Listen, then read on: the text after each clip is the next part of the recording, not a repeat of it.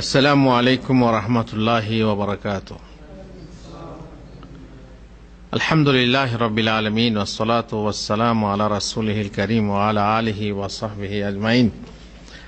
আজকের আলোচনায় আপনাদেরকে দুটো কথা কোরআন হাদিস থেকে শোনাবো সুচরিত্রতার ব্যাপারে। সুচরিত্র হলো দিনের আত্মা। এটা ভাববেন না যে চরিত্রবত্তা আর দিন আলাদা জিনিস। লোকটা দিনদার কিন্তু চরিত্রবান নয়, তার মানে এই নয় যে দিন আলাদা চরিত্র আলাদা। চরিত্রও দিনের ভিতরে আছে, কিন্তু দিন আর চরিত্র কিভাবে আপনি পার্থক্য করবেন? ধরুন আপনি গাড়ি নিয়ে নামাজ পড়তে গেলেন। কি করতে গেলেন? নামাজ পড়তে গেলেন। নামাজ পড়াটা কি? ইবাদত, দিন। কিন্তু গাড়িটা এমন জায়গায় দাঁড় করালেন যেখানে আপনি সামনের এক গাড়িকে আটকে দিলেন, অথবা কারো বাড়ির সামনে দাঁড় করালেন। এটা কি হলো? আপনি এলেন নামাজ পড়তে, কিন্তু করলেন আপনার চরিত্রহীনের কাজ। চরিত্রবান অপরের ক্ষতি করে না। তো গাড়িটাকে আপনি যেখানে সেখানে দাঁড় করে দিলেন, পেছনে একটা লোক, আপনি নামাজ পড়ছেন, পেছনে সামনে একটা লোক যাওয়ার চেষ্টা করছে। আমি একবার গত রোজাতে এতে গেলাম, ওই হারমাতে ইফতারি করতে গেলাম, তো গাড়ি রাখলাম, পেছনে একজন পাকিস্তানি এসে গাড়ি আটকে দিয়েছে, গাড়ি রেখে দিয়েছে। তারপর আমি বুড়ি মারি, আমি যাব তাড়াতাড়ি আসবো, আর সে এখন কোথায় চলে গেছে, কোন খেমার কোথায় আছে। তা আমি বুড়ি মারছি যে খেমা ছোট, বুড়ি শুনে হয়তো, বুড়ি মানে হর্ন আর কি, হর্ন মেরে তাকে ডাকছি, এলো না, কোনো মতে এলো না। 15 মিনিট অপেক্ষা করার পর এলো। এসে আমি বলছি, রেগে বলছি, তুমি আমার পেছনে গাড়ি দাঁড় করালে কেন? তো বলছে, তুই সামনে গাড়ি দাঁড় করালি কেন? কেমন দুশ্চরিত্র, চরিত্রহীন আর কেমন মেজাজি লোক। নিজে ভুল করছে অথচ ভুল স্বীকার করছে না। আর সে গেছে ওই গাড়িতে নিয়ে নাস্তা নিয়ে গেছে, ইফতারি নাস্তা নিয়ে গেছে মানুষকে খাওয়াবার জন্য, কিন্তু গাড়িটা দাঁড় করিয়ে আমার কত বড় ক্ষতি করলো। 15 মিনিট সময় গেল, আমি তাড়াতাড়ি বাড়ি ফিরবো, এটা গেল, আমার তারাবি আছে, প্রস্তুতি নিতে হবে, গেল ইবাদত করতে। কিন্তু দেখেন চরিত্র দেখেন, সে বলছে, আমি বলছি যে কেন সামনে দাঁড় করে, পেছনে দাঁড় করালি, আমি আমাকে আটকে দিলি, তো বলছে তুমি সামনে দাঁড়ালে কেন? কথা হলো তো। অনেক মানুষের দিন আছে কিন্তু চরিত্র নেই। তবে এটা মনে করেন না যে চরিত্রটা দিনের বাইরে, কারণ চরিত্রতা, সুচরিত্রতা বা সচ্চরিত্রতাও দিনেরই ভিতরে, কিন্তু ওটাকে পৃথক করে মানুষ বলে থাকে এবং দুই ভাগে ভাগ করে থাকে। যেমন হাদিসে আছে, এক মহিলার ব্যাপারে বলা হলো, ইয়া রাসূলুল্লাহ, মেয়েটা দারুণ পরহেজগার, নামাজ পড়ে, তাহাজ্জুদও পড়ে, নফল নামাজ, নফল রোজা করে, সবকিছু করে, মাশাআল্লাহ, কিন্তু প্রতিবেশীদের সঙ্গে ব্যবহার ভালো নেই। প্রতিবেশিনী যারা আছে তাদের সঙ্গে ব্যবহার ভালো নেই। আল্লাহ রাসূল সাল্লাল্লাহু আলাইহি ওয়াসাল্লাম বলেন, ও জাহান্নামে যাবে। আর অন্য এক মহিলার কথা বলা হলো, সে তত নামাজ রোজা করে না, তার মানে কি ফরজ পড়ে না তা নয়, নফল বেশি, নফল নামাজ নফল রোজা করতে পারে না, ফরজ কোন রকম মেনে চলে, কিন্তু প্রতিবেশিনীদের সঙ্গে ব্যবহার খুব সুন্দর। তো বললেন ও জান্নাতে যাবে। তাহলে পার্থক্যটা বুঝতে পারছেন? কিন্তু তবুও মনে রাখতে হবে যে সচ্চরিত্রতা, প্রতিবেশীর সঙ্গে সদ্ব্যবহার, এটাও দিনের অংশ, কিন্তু একটা ইবাদত হিসাবে দেখা হয়, একটা চরিত্র হিসাবে দেখা হয়। আমরা আজকে বলতে চাচ্ছি যে সুচরিত্র হলো দিনের আত্মা, মানে যেটাই সচ্চরিত্রতা সেটাই দিন। মুসলিমদের সচ্চরিত্রতা যেন গোটা দিনটাই, পুরো দিনদারি আনুগত্য পুণ্যবত্তায় যেন সচ্চরিত্রতা। আপনার নামাজও সচ্চরিত্রতা। কেন বলুন তো? নামাজ পড়লে কি লাভ হয়? নামাজ পড়লে আখিরাতে জান্নাত পাওয়া যায়। দুনিয়াতে কি লাভ হয়? ইন্নাস সালাতা তানহা আনিল ফাহশাই ওয়াল মুনকার। নামাজ পড়ো, নামাজ পড়লে তোমাকে নোংরা কাজ থেকে নামাজ বিরত রাখবে, অশ্লীলতা থেকে বিরত রাখবে। তার মানে তোমাকে নামাজ চরিত্রবান বানাবে। তাহলে নামাজি কোনদিন অসচ্চরিত্র, অশ্লীল হতে পারে না। আপনি কোন নামাজিকে দেখবেন না কক্সবাজারে গিয়ে নষ্টি ভষ্টি করছে। আপনি কোন নামাজি যুবক যুবতীকে দেখবেন না তারা নামাজ পড়ার পর পার্কে বসে দুজন কোমরে হাত দিয়ে গল্প করছে, কিংবা একজনের বুকে মাথায় রেখে একজন শুয়ে গল্প করছে, দেখতে পাবে এগুলো হবে? এগুলো হতে পারে নামাজির জন্য? যদি বলেন হ্যাঁ হুজুর, এমন নামাজি যুবক যুবতী আছে যারা এটা করে, বোরকা পরে করে, বিয়ের আগে তারা এটাকে বলছে পছন্দ করে বিয়ে, ভালোবাসা করে, পার্কে গিয়ে সমুদ্রের তীরে গিয়ে বোরকা পরে ভালোবাসা করে, নামাজি, তাহলে জানতে হবে তাদের নামাজ হয় না। নামাজ যদি ঠিক হতো তাহলে এই নোংরা থেকে তারা বাঁচত, এই নোংরামি থেকে তারা বাঁচত, এই অশ্লীলতা থেকে তারা বাঁচত। মোট কথা, দিনের সবকিছুই, দিনের আনুগত্য, দিনের পুণ্যবত্তা সবকিছুই সচ্চরিত্রতা। রাসূলুল্লাহ সাল্লাল্লাহু আলাইহি ওয়াসাল্লাম বলেছেন, আল বিররু হুসনুল খুলুক ওয়াল ইসমু মা হাকা ফি নাফসিক ওয়া কারিহতা ইয়াত্তালিআ আলাইহিন নাস। পুণ্যবত্তা হলো সচ্চরিত্রতার নাম। মানে তুমি সবের কাজ কোনটাকে মনে করবে, যেটাই জানবে সেটা সচ্চরিত্রতা। সচ্চরিত্রতা, ভালো কাজ মানেই হচ্ছে সচ্চরিত্রতার কাজ। একটা কাজ করে মনে তৃপ্তি পাওয়া যাবে। একটা অন্ধ রাস্তা দিয়ে পার হয়ে যাচ্ছে, সামনে গাড়ি আসছে, তো আপনি তাকে ধরে হাত ধরে পার করে দিলেন। এই কাজটা করে আপনার মনে তৃপ্তি আসে না আসে না? অবশ্যই আসে। আপনি একটা লোককে দেখলেন বেচারি একটা ভারী বোঝা নিয়ে খুব কষ্ট করে যাচ্ছে, আপনি ছুটে এসে ধরলেন। আমরা সাধারণত হুজুরদের সঙ্গে করি, তাদের আলেম মানুষ, তাদের সম্মান করতে হয়, খুব ভালো।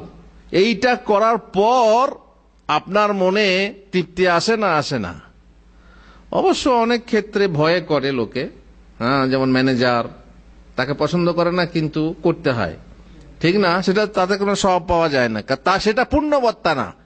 পুণ্যবত্তা হলো যে আপনি সেই কাজটা করে আপনার মনটা কি হবে? আল্লাহু আকবার, আপনার মনটা ফ্রেশ হবে, আপনার মনটা মনে হবে যে আমি একটা কাজ করলাম, উপকার করলাম। ভালো কথা বলেন মানুষের সাথে, মনটা খুব ফ্রেশ হবে। একটা কারোর সঙ্গে আপনি বকাবকি করেন, রাত্রে এসে ঘুম আসবেন আপনার, তাই না? সুস্থ বিবেক হলে দেখবেন, হ্যাঁ খামকাতে বকাবকি করলাম, ধুট খামকায় জড়িয়ে গেলাম, এই তো ভারী মুশকিল। এরকম হয়। এই হচ্ছে আপনার মনের ভিতরে ঈমান আছে কিন্তু ঈমানটা কাজ করছে না। আর রাসূলুল্লাহ সাল্লাল্লাহু আলাইহি ওয়াসাল্লাম বললেন, তাহলে সচ্চরিত্রতা। পুণ্যবত্তার বিপরীত কি? পাপবত্তা, পাপাচরণ। সেটা কি? পাপ কাকে বলে? মা হাকা ফি নাফসিক। কোন কাজ করার পরেই মনে খটকা লাগবে, এই কাজটা মনে হয় ঠিক হলো না। অনেকে ফতোয়া জিজ্ঞেস করে যে হুজুর এটা এই করে ফেলেছি, এটা করলে কি হবে? তখন হুজুররা বলেন এটা গুনার কাজ, কিন্তু আপনার নিজের মনের ভিতরেই মনে হবে যে আমি কাজটা ভালো করলাম না। ওয়া কারিহতা ইয়াত্তালিয়া আলাইহিন নাস, মনে তো খটকা লাগবেই, আর এটাও আপনার মনে হবে এটা যেন লোকে জানতে না পারে, তাই না? আপনি কাজটাকে গোপন করতে চাইবেন যেন লোকে জানতে না পারে, আর তখনই জানবেন যে এটা গুনার কাজ। ঠিক আছে কিনা? তবে হ্যাঁ, সব জিনিস না, গোপন করার জিনিস। আপনি যেমন আপনি স্ত্রীর সঙ্গে ভালোবাসা করেন, আপনি আপনার স্ত্রীর সঙ্গে ভালোবাসা করেন, এটা কি আপনি প্রকাশ করবেন? না, এটাও আপনি চাইবেন যে লোকে জানতে না পারো, কিন্তু এটা পুণ্যবত্তা, এটা হচ্ছে লজ্জাশীলতা, যে আপনি আপনার স্ত্রীর সঙ্গে প্রেম কেলি করছেন, আপনি তার সঙ্গে রুমের ভিতরে আপনি যা করার করছেন সেটা কেউ লোককে দেখুক, এটা আপনি নিশ্চয়ই যাবেন না, আপনার বাড়ির লোকও দেখুক চাইবেন না। কিন্তু এই কাজটা স্ত্রীর সঙ্গে করা, কক্সবাজারের আপনার সমুদ্র তীরে করা, এটা কি? এটা প্রকাশ্যে করলে গুনাহ হবে। এটা যদি আপনি প্রকাশ করেন, স্ত্রীর সঙ্গেই করছেন, কিন্তু একজন বলছে ভাই ট্রেনে যাচ্ছি, ট্রেন ওই যে স্লিপার গুলো আছে না, তো উপরতলাতে ওরা জানি না কারা, স্বামী স্ত্রী নাকি প্রেমিক প্রেমিকা শুরু করে দিল। তো আমরা একে বললাম, ওই যে গার্ড থাকে, গার্ডকে বললাম, গার্ড এসে বলছে এই নাম। তো বলছে কি হয়েছে? আমরা এ মেরা পতি হ্যায়, মানে হিন্দি ছিল আর কি, বলছে মেরা পতি, বলে পতি হ্যায় ঘরে, গাড়িতে কেন পতি? ঠিক কিনা? তোমার স্বামী আছে, তুমি ঘর আছে তোমার, তুমি যাচ্ছ ঘরে, সেখানে তুমি যা ইচ্ছা করে, লোকের সামনে কেন? এটা একটা গুনার কাজ। আপনি একদিকে ঘরে গোপনে করুন, এটা আপনার কি? এটা সওয়াবের কাজ, কারণ স্ত্রী মিলেনও সওয়াব আছে, তাই না? সদকার সওয়াব আছে। তো মোট কথা, গুনাহ কাকে বলে আপনি বুঝতে পারছেন যে যেটা করবেন মনে খটকা লাগবে, আর আপনি চাইবেন যে লোকে যেন জানতে না পারে। এমন একটা কাজ করলেন যে কাজ গুনার কাজ। সেই সচ্চরিত্রতার পরিপূর্ণতা সাধনের লক্ষ্যেই মুহাম্মদুর রাসূলুল্লাহ সাল্লাল্লাহু আলাইহি সাল্লাম প্রেরিত হয়েছিলেন। তিনি বলেছেন, ইন্নামা বুইসতু লিউতাম্মিমা সালিহা আল আখলাক। অন্য বর্ণনায় আছে লিউতাম্মিমা মাকারিমাল আখলাক। আমি তোমাদের মাঝে এই জন্য প্রেরিত হয়েছি যাতে সচ্চরিত্রতার পূর্ণতা, পরিপূর্ণতা দান করি। আল্লাহু আকবার। যত রকমের সচ্চরিত্রতা আছে তার পরিপূর্ণতা দান করি, আমি এই জন্যই পৃথিবীতে প্রেরিত হয়েছি। সুতরাং ইসলামী সচ্চরিত্রতায় আমরা যে সকল বৈশিষ্ট্য দেখতে পাই তার মধ্যে গুরুত্বপূর্ণ হল কয়েকটি বিষয়। নম্বর 1, ইসলামী সচ্চরিত্রতায় উৎস হলো, এই যে সচ্চরিত্রতা বলছি আমরা, যে সুন্দর চরিত্র, এর উৎস কি? মূল উৎস কি? এর মূল উৎস হলো কোরআন ও সহিহ সুন্নাহ। আমরা এই চরিত্রের কথা কোথা থেকে জানতে পারি? কোত্থেকে নিই? কোনো হিরো হিরোইন থেকে, কোনো ফিল্ম থেকে, না কোনো উপন্যাস থেকে, না কোনো গল্প থেকে, না কিস থেকে নিই আমরা? কোন নেতাদের অনুকরণ করে না, আমরা নিই কোরআন ও সহিহ সুন্নাহ থেকে, হাদিস থেকে আমরা জানতে পারি সচ্চরিত্রতার কথা, যাতে কোনো ভেজাল নেই, কোনো ভুল নেই, যার জন্য তা সর্বযুগের সর্বস্থানের সকল শ্রেণীর মানুষের জন্য উপযোগী। মহানবী সাল্লাল্লাহু আলাইহি সাল্লাম বলেছেন, ইন্না মিন খিয়ারিকুম আহসানুকুম আখলাকা। তোমাদের মধ্যে সর্বশ্রেষ্ঠ ব্যক্তি হলো তারা যারা নিজের চরিত্রে সুন্দর, যাদের চরিত্র ভালো, তারা হচ্ছে সর্বশ্রেষ্ঠ ব্যক্তি। নম্বর 2, ইসলামী সচ্চরিত্রতা হলো ব্যবহারিক ও বাস্তবে প্রয়োগযোগ্য। এ নয় যে শুধু বলে দিলাম কথা বাস ফোটানি, তা না, বরং সেটা হচ্ছে কর্মক্ষেত্রে করে দেখানোর কাজ। আপনি করবেন, বাস্তবে সেটা প্রয়োগ করবেন, তবেই আপনার সচ্চরিত্রতা হবে। শুধু তত্ত্বই না যে তত্ত্ব দিলাম হয়ে গেল, মানলাম হয়ে গেল, না, দেখাতে হবে বাস্তবে আমলযোগ্য। আব্দুল্লাহ বিন আমর রাসূলুল্লাহ সাল্লাল্লাহু আলাইহি সাল্লামকে রাসূলুল্লাহ সাল্লাল্লাহু আলাইহি সাল্লাম আব্দুল্লাহ বিন আমরকে বলেছিলেন, আরবাউন ইযা কুন্না ফিকা ফালা আলাইকা মা ফাতাকা মিনাদ দুনিয়া। 4টা জিনিস যদি তোমার মাঝে আসে তাহলে দুনিয়ার আর কিছু না পেলেও তোমার বয়ে যাবে না। 4টা জিনিস হতে হবে। দুনিয়া, বাকি দুনিয়ার কিছু পাও আর না পাও, 4টে জিনিস পাও তোমার জন্য যথেষ্ট। কি কি বললেন? হিফজু আমানাহ ওয়া সিদকু হাদিসিন ওয়া হুসনু খালিকাতিন ওয়া ইফফাতুন ফি তুহর। নম্বর 1, আমানত রক্ষা করা। এটা সচ্চরিত্রতা না? আমানত রক্ষা করা কাকে বলে? আমানত বিশাল ব্যাপার। আমার একটা বই আছে, আমানত খেয়ানত। বইটা পড়লে বুঝতে পারবেন যে কত ভাবে আমানত রক্ষা করা হয় আর কত ভাবে খেয়ানত করা হয়। আপনার কাছে যেটা আছে আমানত, আপনার চোখ আপনার কাছে আমানত। কার আমানত? আল্লাহর আমানত। আপনার জান আপনার কাছে আমানত। আপনি আপনার জান নষ্ট করতে পারেন না? আমি নিজে যা না, আপনি নিজে না। আপনি দুনিয়াতে এসেছেন না পাঠানো হয়েছে? আপনি জন্ম নিয়েছেন নাকি আপনাকে জন্ম দেওয়া হয়েছে? তাতে আপনার এখতিয়ার নেই। আপনার কাছে আমানত আছে, এই হাত আমানত, এই চোখ আমানত, এই পা আমানত। সেই আমানত সম্পর্কে কৈফিয়ত দিতে হবে এবং আমানতকে সঠিকভাবে ব্যবহার করতে হবে, আর এই আমানতের খেয়ানত করা যাবে না। আপনার স্ত্রী আমানত, আপনার ছেলে মেয়ে আমানত, আপনি টিচার, আপনার ছাত্র ছাত্রী আমানত, সেখানে খেয়ানত করা যাবে না। আপনি অফিসার, আপনি সেই অফিসের সমস্ত জিনিসপত্র ইত্যাদি, কিংবা ম্যানেজার, সেখানে আপনার আন্ডারে যারা কাজ করে সব আমানত, এই আমানতে খেয়ানত করা যাবে না। আপনি ক্যাশিয়ার কিংবা হিসাব রক্ষক, আপনার কাছে যে টাকা পয়সা আসছে হিসাবের ব্যাপারে আপনার কাছে আমানত রাখা হয়েছে, আপনি এতে খেয়ানত করতে পারবেন না, তাই না? এখান থেকে ওখান থেকে 5 রিয়াল 10 টাকা এটাকে নিয়ে আপনি খেয়ানত করবেন, দিয়ে হুজুং ভুজুং দিয়ে নকল ফাতুরা বা কি বলে ওটাকে, আপনার রসিদ দিয়ে হিসাব বুঝিয়ে দেবেন, এটা হলো খেয়ানত। তো যদি আপনি আমানত রক্ষা করতে পারেন, এমনকি বলা হয়েছে ফরজ গোসল করাও আমানত। ফরজ গোসল আমানত কি করে হয়? আপনি পাক না পাক কেউ বুঝতে পারছে? আপনার গোসলের দরকার আছে না নেই কেউ জানতে পারছে? না জানতে পারছে? আপনি মনে করুন আপনার ফরজ গোসল আছে, আপনি মসজিদে এসে বসে আছেন, কেউ জানতে পারছে না, কিন্তু আপনার আমানতদারি হলো যে আপনি রক্ষা করবেন, আপনি বিনা গোসলে, তাই না, আসবেন না। আপনার ফজরের সময়ে, ফজরের আগে স্ত্রী মিলন করলেন কিংবা স্বপ্নদোষ হলো, কঠিন ঠান্ডা, দিয়ে আপনি গোসল করলেন না, ঠান্ডায় তা যাবো না, তো নামাজটা মাফ হয়ে যাবে নাকি? নামাজ তো পড়তে হবে। এখানে আপনি আমানতে খেয়ানত করলেন। আর যদি বিনা গোসলে নামাজ পড়েন, আরো খেয়ানত হলো। তো এইভাবে প্রত্যেকটা জিনিস হলো আমানত আর খেয়ানত। হেফজে আমানা যদি আপনার ভিতরে থাকে, তাহলে দুনিয়ায় আর কিছু আপনার চাই না। আপনি পূর্ণ সচ্চরিত্রবান। একটা জিনিস খালি কি, আমানত রক্ষা করুন। নম্বর 2, সত্য কথা বলুন, মিথ্যা বলবেন না। সত্য বললে খালাস, আপনি দেখবেন যে অনেক পাপ থেকে আপনি বাঁচতে পারছেন। একদম মিথ্যা বলবেন না, সত্য বলতে হবে। নম্বর 3, চরিত্র সুন্দর করা। এই তো চরিত্রতার কথাই হচ্ছে, বাকি যে চরিত্রতার কথাগুলো আছে, আপনি চরিত্রকে সুন্দর করুন। আর নম্বর 4, হালাল খাবার খান। আছে আর কিছু বলুন? হালাল খাবার খাওয়ার মানুষ কটা আছে? হালাল উপার্জনকারী কজন আছে? কে ডিউটিতে ফাঁকি দেয় না? কে ব্যবসাতে ভেজাল দেয় না? কে ব্যবসাতে দাড়ি মারে না? কে চায় না যে মানুষ ঠকিয়ে খাবো? কে চায় না যে তার এর ভিতরে ত্রুটি আছে, ত্রুটিটা গোপন করে মালটা বিক্রি করব?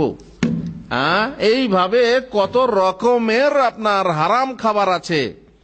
মানুষ হারাম খাচ্ছে না? খাচ্ছে না। ব্যাংকে টাকা রেখে খাচ্ছে না? খাচ্ছে না। ঘুষ খায় না? খায় না। পশুতে ঘাস খায়, মানুষে ঘুষ খায়। এইভাবে হারামের পর হারাম। আর আজকাল ব্যাংকের ব্যাপারটা, সারা বিশ্বে সুদী ব্যাংকের মাধ্যমে যে মানুষ খাচ্ছে লভ্যাংশ বলে, ইন্টারেস্ট বলে, সেই হালাল রুজি আর আছে? আর হালাল রুজি না খেলে আপনার দোয়া কবুল হবে? হবে না। তো হালাল রুজি মানুষের জন্য একটা বিশাল পাওয়া। যদি সেটা পায়, তাহলে তার দুনিয়াতে অন্য কিছু পেল আর না পেল যথেষ্ট। আল্লাহু আকবার। হালাল রুজি চাই, সত্য কথা বলা চাই, আমানতের রক্ষা করা চাই, আর চরিত্র সুন্দর হওয়া চাই। আমরা সব সময় হালাল রুজি আল্লাহর কাছে চাই। আল্লাহুম্মা কফিনা বিহালালিকা আন হারামিক ওয়া আগনিনা বিফাদলিকা আম্মান সিওয়াক। ফজরের নামাজ ফরজের পরে, ফরজের নামাজের পরে আমরা একটা দোয়া করি, যেখানে আমরা আল্লাহর কাছে হালাল রুজি চাই। কি সেটা? আল্লাহুম্মা ইন্নী আসআলুকা ইলমান নাফিআ ওয়া রিজকান তাইয়্যিবা ওয়া আমালাম মুতাকাব্বালা। রিজকান তাইয়্যিবা মানে হালাল রুজি চাই। শুধু রুজি না, হালাল রুজি চাই। অনেকে দোয়া করে, আল্লাহ আমাকে রুজি দাও, আল্লাহ আমাকে চাকরি দাও, আল্লাহ আমাকে এই দাও, কিন্তু না, হালাল কিনা দেখো। এমনও চাকরি হতে পারে যে চাকরি তোমার করা হারাম, সেখানে গিয়ে চাকরি করছো। এমন কাজ হতে পারে যে কাজ করা তোমার হারাম, সেখানে গিয়ে কাজ করছো। তাহলে হালাল রুজি হলো না। মোট কথা তাহলে বোঝা গেল যে সৎ চরিত্রতা রয়েছে আমার দিনের ভিতরেই। নম্বর 3, ইসলামী চরিত্রের উপর উদ্বুদ্ধকারী মূল জিনিস হলো মুসলিমের মনে মহান আল্লাহর ভয়, তার স্মরণ এবং তার সন্তুষ্টির অনুসন্ধান। আপনি যে চরিত্রের কাজগুলো করবেন, তার মধ্যেই দেখবেন আল্লাহর ভয় আছে আর আল্লাহর সন্তুষ্টি আছে। আবু হুরায়রা রাদিয়াল্লাহু তাআলা আনহু বলেন, রাসূলুল্লাহ সাল্লাল্লাহু আলাইহি ওয়াসাল্লামকে জিজ্ঞাসা করা হলো, কোন আমল মানুষকে বেশি জান্নাতে নিয়ে যাবে?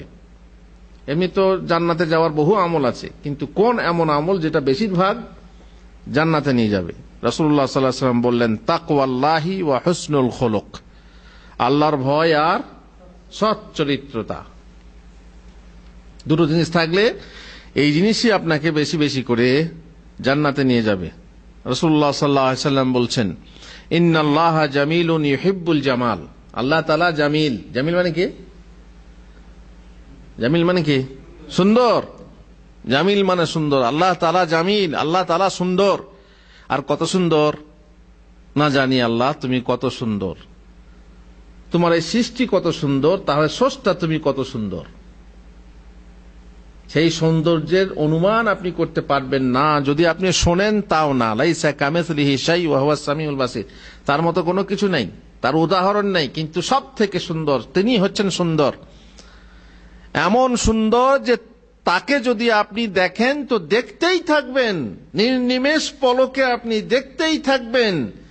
এবং সেই সুন্দরী সুন্দরী স্ত্রীর কথা, সেই সুন্দরী সুন্দরী হুড়ির কথা আপনি ভুলে যাবেন, যাকে নিয়ে একটু আগে আপনি আমোদ ফুর্তি করছিলেন আপনার স্ত্রীদের সাথে। কোন হুড়ি? যে হুড়ির মাথার ওড়না খানার দাম জানেন কত? কত? সারা পৃথিবী সবকিছু যদি বিক্রি করেন সেই ওড়নাটা কিনতে পারবেন না। সেই হুড়ি যদি একবার থুতু মেরে দেয় জান্নাত থেকে, এই পৃথিবীর আসমানে যদি থুতু মেরে দেয়, সারা পৃথিবী কি হয়ে যাবে? সুগন্ধিতে সৌরভে ভর্তি হয়ে যাবে। যদি একবার অন্ধকার আকাশে তাকায়, পর্দা সরিয়ে তাকায়, তো আকাশ কি হয়ে যাবে? উজ্জ্বল হয়ে যাবে। সেই সুন্দরীকে ছেড়ে উদ্ভিন্ন যৌবনা, এই সুন্দরী যে সে সুন্দরী না যেটা মানুষে চায়, সেই সুন্দরীকে ছেড়ে যখন আল্লাহর চেহারা আপনি দেখবেন, তখন আপনি দেখতেই থেকে যাবেন, দেখতেই থেকে যাবেন। নির্নিমেষ পলকে আপনি দেখে থাকবেন, হতবাক হয়ে আপনি দেখতে থাকবেন। আল্লাহর দিদার যখন লাভ হবে জান্নাতে, তাহলে আল্লাহ সব থেকে সুন্দর। আল্লাহ সুন্দর, ইন্নাল্লাহা জামিল, তিনি সুন্দর। ইউহিব্বুল জামাল, তিনি কিন্তু সৌন্দর্যকে পছন্দ করেন, সৌন্দর্য পছন্দ করেন। আপনি এই লাল খেবরা হয়ে থাকবেন, কালি ঝুলি মেঘে থাকবেন না, আল্লাহ সৌন্দর্যকে পছন্দ করেন। প্রত্যেক স্ত্রী চায় তার স্বামী কি হোক? হ্যান্ডসাম হোক। হ্যান্ডসাম মানে কি? স্বাস্থ্য, লম্বা চওড়া, এই মিনমিনে, যারা মিনমিনে পাতলা আছেন তারা আবার নিজেদেরকে ছোট মনে করেন না, মানে যে যেমন পছন্দ। সাধারণত মেয়েরা হ্যান্ডসাম পছন্দ করে, সুন্দর হলে পছন্দ করে। আর প্রত্যেক পুরুষ চায় তার বউটা কি হোক? সুন্দরী হোক, সুন্দরী, সুশ্রী, সুদর্শনা, দেখতে ভালো এমন হোক, দেখলেই যেন চোখ জুড়িয়ে যায়। চায় না? চায় না? সৌন্দর্য পছন্দ করে। আর সেই স্ত্রী যদি কালি ঝুলি মেঘে থাকে, ছেঁড়া শাড়ি পরে থাকে, পরে ঘরে আছে, আর যখনই তাকে বলেন হাসপাতাল যেতে হবে কিংবা মার্কেটে যেতে হবে, আরে বাপ রে বাপ, তখন দেখেন কত ঘন্টা লাগবে সাজতে। তখন সাজগোজ আল্লাহ ফুটন্ত গোলাপ হয়ে আপনার সঙ্গে বেরোবে। আপনাকে আবার বলবে লুঙ্গি পরে যেও না, প্যান্ট পরে এসো, নাহলে আমার সাথে যেও না। বলবে না? বলবে না? আর আপনিও বলবেন এই বোরকা পরে যাবেন আমার সাথে, কিংবা হয়তো বলবেন যে মাথায় কাপড় নেবেন, আমার সঙ্গে গেলে মাথায় কাপড় নেওয়া হবে না। দুই শ্রেণীর মানুষ পাওয়া যায়, পুরুষ এবং মহিলা। আল্লাহ সৌন্দর্যকে পছন্দ করেন, আপনিও করেন, কিন্তু সেই সৌন্দর্য যার জন্য, তার জন্য। তো স্ত্রীর সৌন্দর্য কার জন্য? স্বামীর জন্য, অন্য কাউকে দেখানোর জন্য না। সুন্দর হয়ে আসবেন, মসজিদে যখন আসবেন সুন্দর হয়ে আসবেন। মসজিদে যখন আসবেন তখনও আপনি নোংরা হয়ে আসবেন না। আল্লাহ সৌন্দর্যকে পছন্দ করেন। আপনার ক্ষমতা আছে ভালো খাওয়া, ভালো পড়ার, আপনি ভালো খাবেন, ভালো পড়বেন, অপচয় করবেন না, কিন্তু সুন্দর পড়বেন। আপনার ঘরে জামা আছে, ভালো জামা আছে, নোংরা জামা পরে চলে এলেন মসজিদে। ঘরে ভালো টুপি আছে, মসজিদে ঝুলানো আছে সেই তাল পাতার ডালি বা ওই নোংরা হওয়া কালো তেল চিটে লাগা দিয়ে মাথায় নিয়ে নামাজ পড়তে লাগলেন। কিংবা এই যে পোঁটা মোছা গামছা, গা মোছা গামছা, সারাদিন আপনি ঘামে আর পানি নাক মুছে সেই গামছা নিয়ে আপনি গায়ে দিয়ে নামাজ পড়তে শুরু করলেন। কই সৌন্দর্য? আর আল্লাহ কি বলছেন? ইয়া বানি আদমা খুযু যিনাতাকুম ইনদা কুল্লি মসজিদ। মসজিদে এলে, প্রত্যেক মসজিদ, তার এর তাফসীরে বলা হচ্ছে প্রত্যেক নামাজের সময় তোমরা কি করো? সৌন্দর্য অবলম্বন করো। আল্লাহ সৌন্দর্যকে পছন্দ করেন, কিন্তু মুশকিল হচ্ছে কি যে আমরা নিজেরা নিজেকে মলিন করে দিই, আমরা নিজেরা নিজেকে অসুন্দর করে দিই। চেষ্টা করি না একটু পরিষ্কার পরিচ্ছন্ন হয়ে থাকবো, একটু ভালো হয়ে থাকবো না। অনেক সময় কাজ নোংরা হয়, ঠিক আছে, কাজের সময় আপনার যেমন চাষিরা চাষ করে, কাদা এই সেই সমস্যা নেই, কিন্তু তারপরে আমি তো চাষি মানুষ দিয়ে সবসময় থাকলেন নেংটি মেরে আর ঘুরে কাদা গায়ে লেগে, না না তা না। আপনি সৌন্দর্য অবলম্বন করুন, বিশেষ করে নামাজে এলে আপনি সৌন্দর্য অবলম্বন করুন। ওয়াইউহিব্বু মাআলিয়াল উমুর ওয়া ইয়াকরাহু সাফাসিফাহা। আল্লাহ তাআলা সুউচ্চ চরিত্রকে পছন্দ করেন, ভালোবাসেন, আর ঘৃণা করেন নোংরা চরিত্রকে। চরিত্র যদি নোংরা হয় তাহলে সেই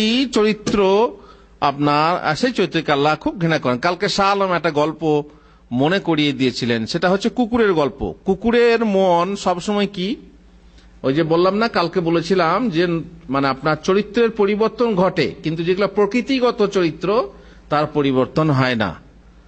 কুকুরের চরিত্র খুবই নোংরা।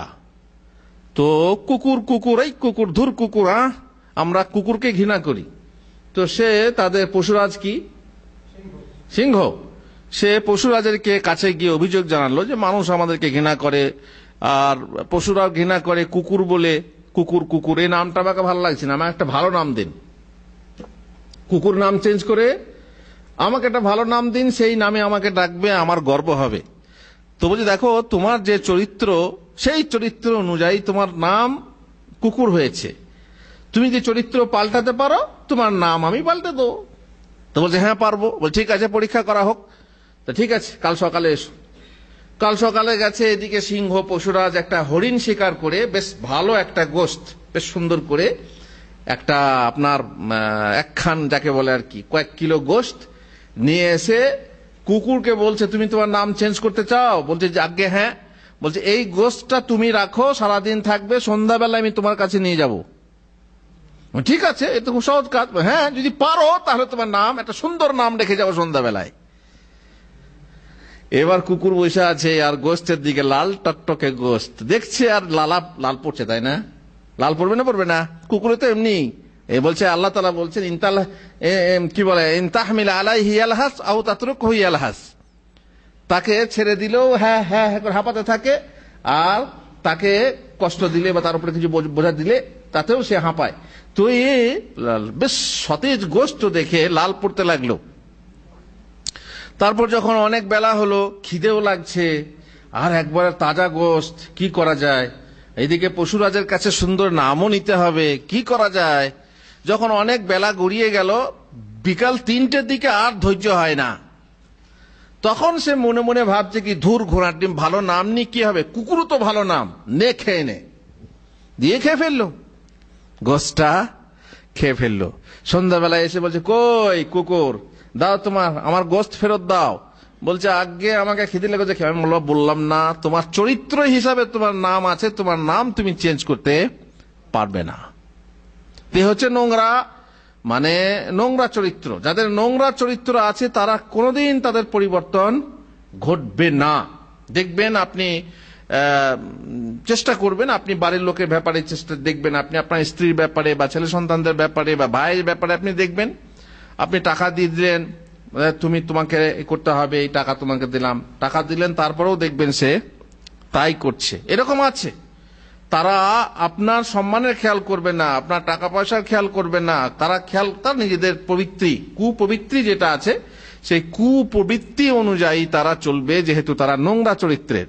তাদের এই নোংরা চরিত্রকে আল্লাহ ঘৃণা করেন, কোনোদিন পছন্দ করেন না। নম্বর 4, ইসলামী চরিত্রে কেবল প্রদর্শনী যথেষ্ট নয়, বরং তাতে আন্তরিকতা ও আল্লাহর জন্য বিশুদ্ধতা আবশ্যক। কারণ প্রত্যেক কাজ আল্লাহর কাছে কবুল হয় দুটো ভিত্তিতে, দুটো শর্তের ভিত্তিতে। তার মধ্যে একটা হলো কি, ইখলাস। এটা কি থাকতে হবে, তাতে কি থাকতে হবে, আন্তরিকতা থাকতে হবে। যেমন একটু আগেই বললাম, হুজুর একটা ব্যাগ নিয়ে আসছেন, আপনি ছুটে গিয়ে ব্যাগটা আনলেন। তো একটা হচ্ছে কি যে হুজুরের ভয়, না আনলে হুজুর বকাবকি করবে, এটা আমার ভয়ে আনলেন। আর এক হচ্ছে কি, না হুজুরকে সম্মান দিয়ে আনলেন। দুটোর মধ্যে পার্থক্য আছে না নেই? একটাতে আন্তরিকতা আছে আর একটাতে আন্তরিকতা নেই।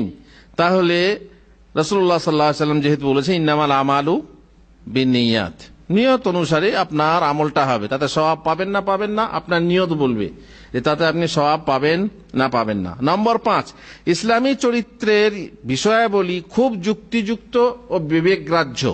শরীয়তের প্রত্যেক আদেশ নিষেধের পশ্চাতে একটা না একটা হিকমত আছে, যৌক্তিকতা আছে। যেমন ইসলামে ব্যভিচারকে হারাম করা হয়েছে। কেন? আল্লাহ তাআলা বলছেন ওয়ালা তাকরাবুজ জিনা ইন্নাহু কানা ফাহিশাতাও ওয়া সাআ সাবিলা। তোমরা ব্যভিচারের নিকটবর্তী হইও না, কারণ ব্যভিচার হলো অশ্লীল ও নিকৃষ্ট আচরণ। ব্যভিচারে যদি কেউ পড়ে তার আচরণ কি হয়ে যায়, নিকৃষ্ট হয়ে যায়। তারপরে ব্যভিচারের যে বিভিন্ন ক্ষতি আছে, ক্ষতির দিকটা তো আলাদা, কিন্তু প্রথমত তার চরিত্র কি হয়ে যায়, নোংরা হয়ে যায়।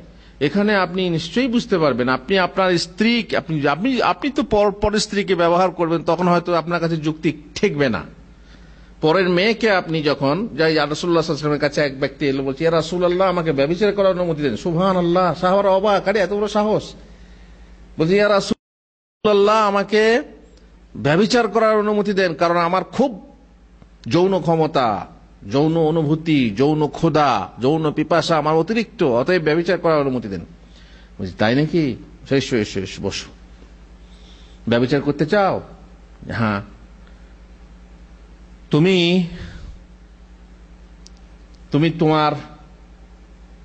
কি চাও তোমার মা ব্যভিচার করুক?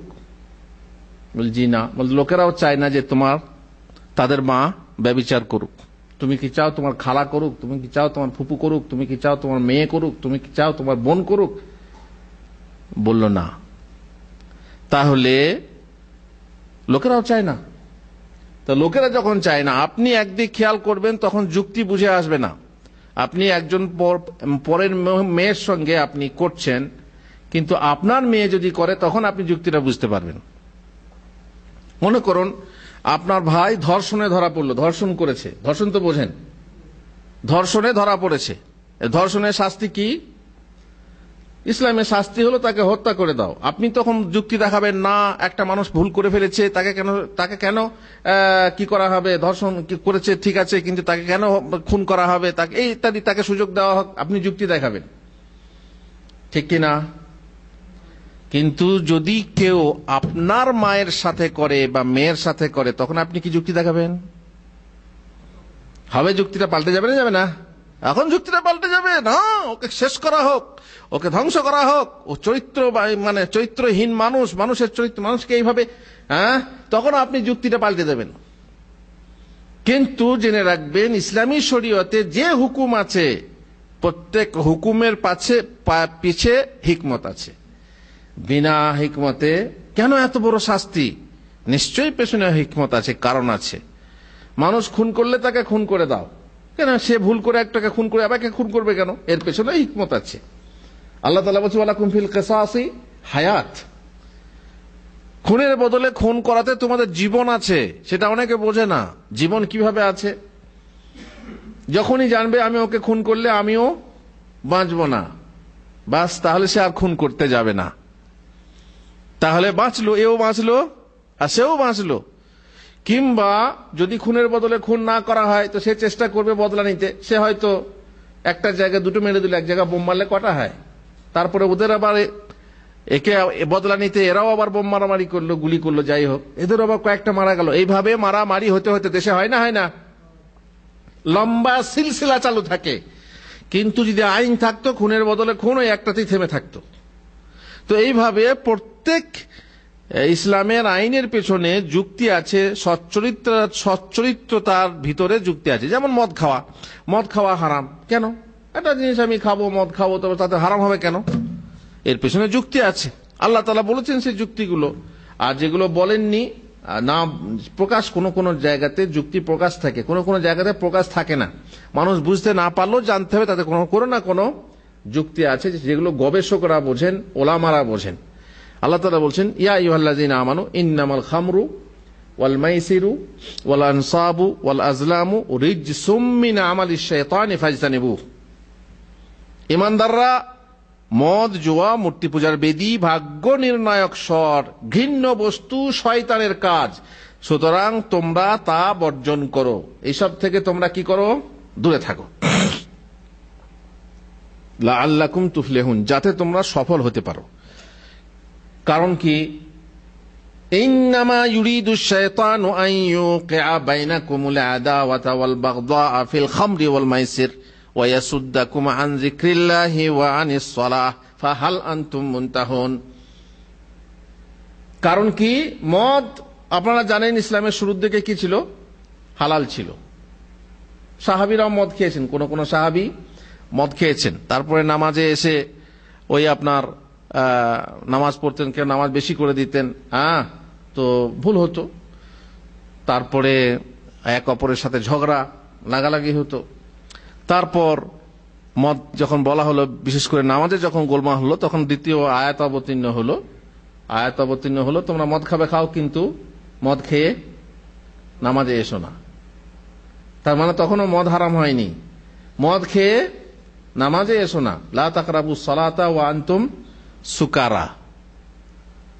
তারপরে আল্লাহ তাআলা একেবারেই হারাম করে দিলেন। তখন কি বললেন? ফাজতানিবুহু লাআল্লাকুম তুফলিহুন। কেন?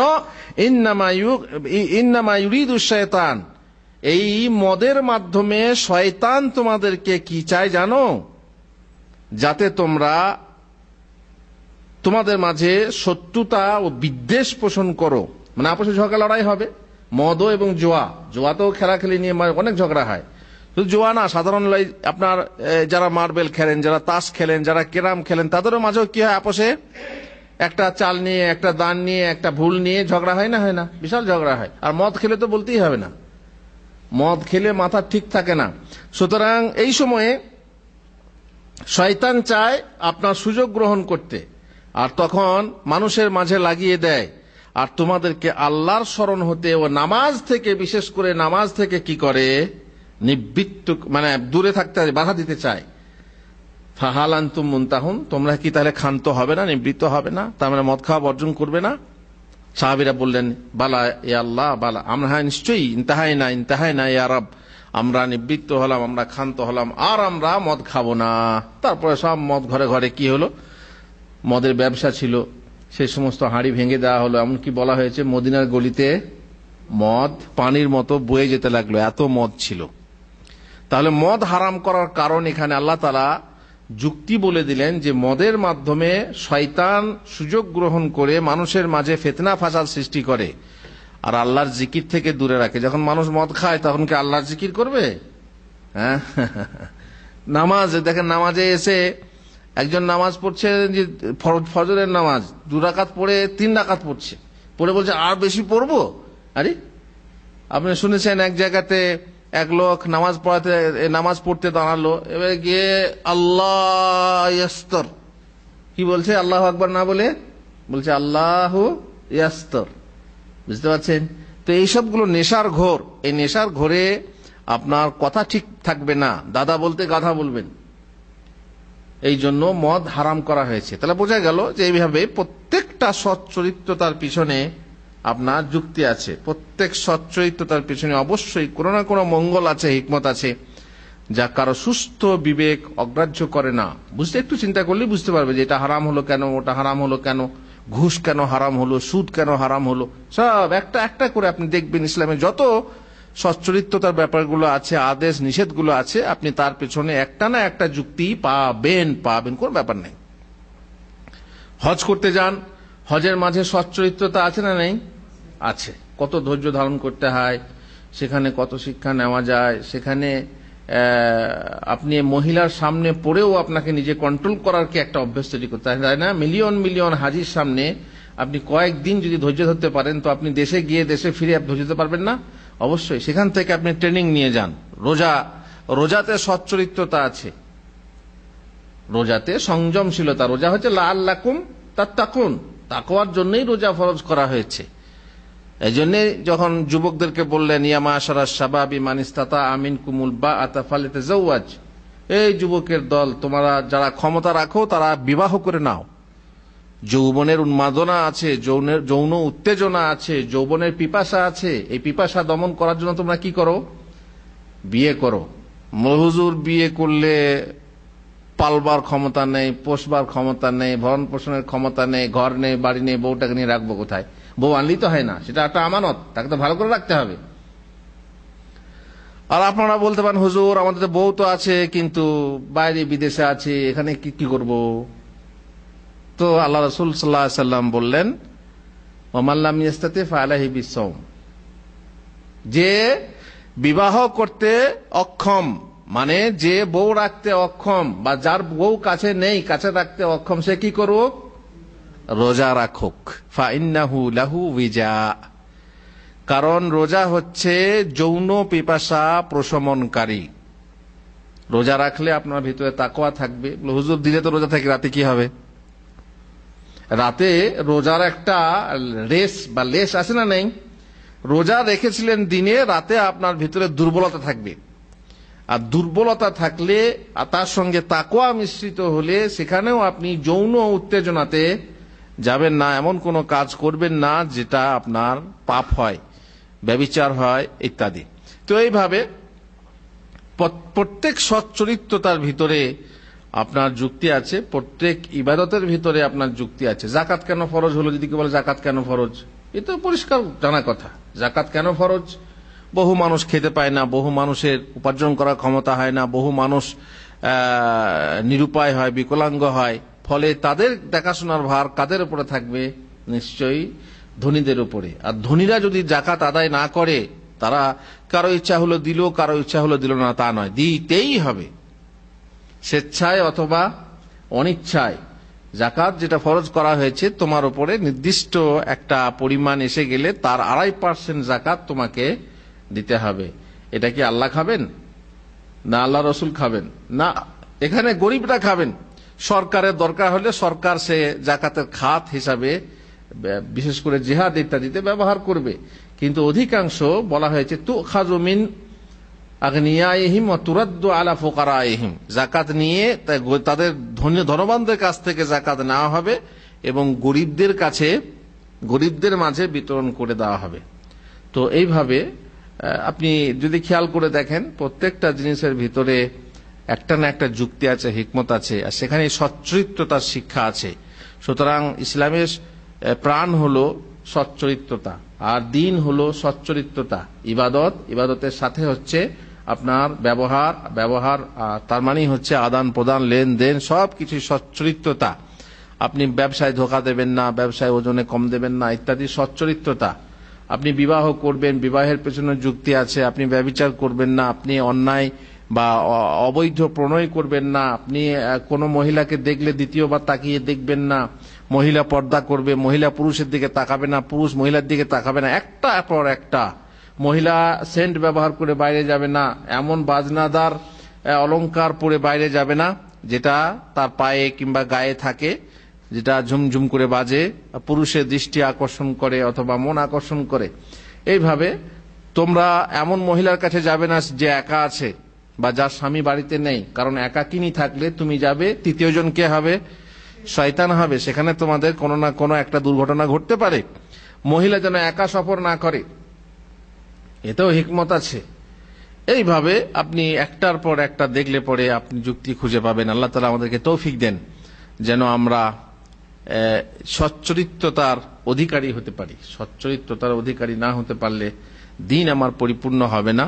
আর যেহেতু আল্লাহ রাসূল সাল্লাল্লাহু আলাইহি ওয়াসাল্লাম বলেছেন, আমি প্রেরিত হয়েছি যে সুন্দর সুন্দর চরিত্রগুলোকে পরিপূর্ণতা দান করব, সেই পরিপূর্ণতার অধিকারী যেন আমরা যথাসম্ভব চেষ্টা করব। ইনশাআল্লাহ চরিত্রবান হলে আমাদের দিন পরিপূর্ণ হবে। আল্লাহ তাআলা আমাদেরকে তৌফিক দেন। আল্লাহুম্মা আমিন। ওয়া সাল্লাল্লাহু আলা নবিয়িনা মুহাম্মদ ওয়া আলা আলিহি